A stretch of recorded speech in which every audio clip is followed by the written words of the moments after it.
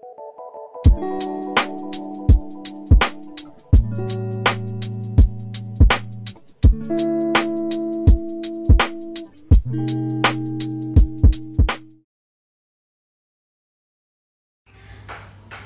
warahmatullahi wabarakatuh. Nama saya Tania Natasha Ranto Putri, NPM 19640106 dari Fakultas Teknik Prodi Teknik Sipil.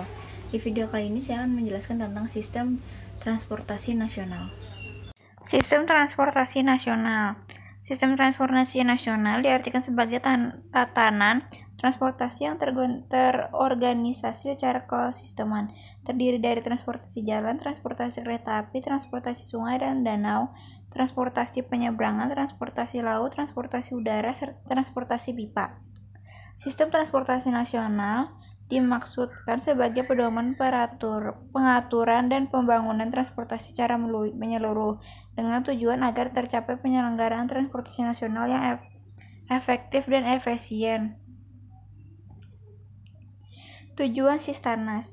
Tujuan Sistarnas adalah terwujudnya transportasi yang efektif dan efisien dalam menunjang dan sekaligus menggerakkan dinamika pembangunan, meningkatkan mobilitas manusia, barang dan jasa, membantu terciptanya pola distribusi nasional yang mantap dan dinamis, serta mendukung pengembangan wilayah dan lebih memantapkan perkembangan kehidupan bermasyarakat, berbangsa dan bernegara dalam rangka perwujudan wawasan Nusantara dan peningkatan hubungan internasional.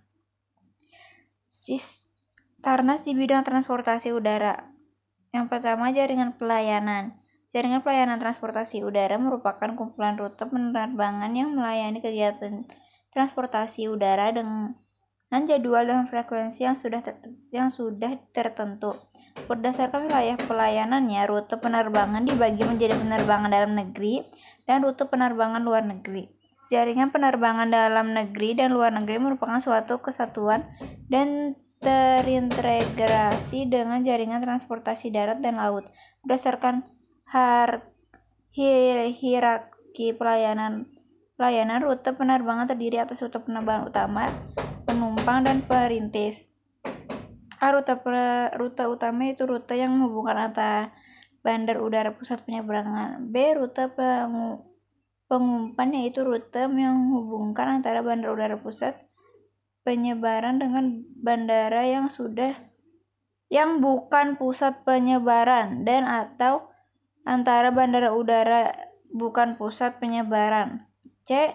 Rute perintis, yaitu yang menghubungkan bandar udara bukan pusat penyebaran dan dengan bandar udara bukan pusat penyebaran yang terletak pada daerah terisolasi atau tertinggal. Jaringan prasarana. Jaringan prasarana transportasi udara terdiri dari bandar udara yang berfungsi sebagai simpul dan ruang udara yang berfungsi sebagai ruang lalu lintas udara. Bandar udara yang dibedakan berdasarkan fungsi penggunaan, klasifikasi, status, dan penyelenggaraan serta kegiatannya. Berdasarkan hierarki fungsi bandar udara dikelompokkan menjadi bandar udara pusat penyebaran dan bandar udara bukan pusat penyebaran. Berdasarkan penggunaannya, bandar udara dikelompokkan menjadi A. Bandar udara yang terbuka untuk melayani angkutan udara dari luar negeri. B. Bandar udara yang tidak terbuka untuk melayani angkutan udara dari luar negeri. Berdasarkan statusnya, bandar udara dikelompokkan menjadi bandar udara umum yang digunakan untuk melayani kepentingan umum. Yang B. Bandar udara khusus yang digunakan untuk melayani kepentingan sendiri guna menunjang kegiatan tertentu. Kesimpulan, sistem transportasi nasional diartikan sebagai tatanan transportasi yang terorganisasi secara kosisteman, terdiri dari transportasi jalan, transportasi kereta, transportasi sungai dan transportasi danau, transportasi penyeberangan, transportasi laut, transportasi udara, serta transportasi pipa.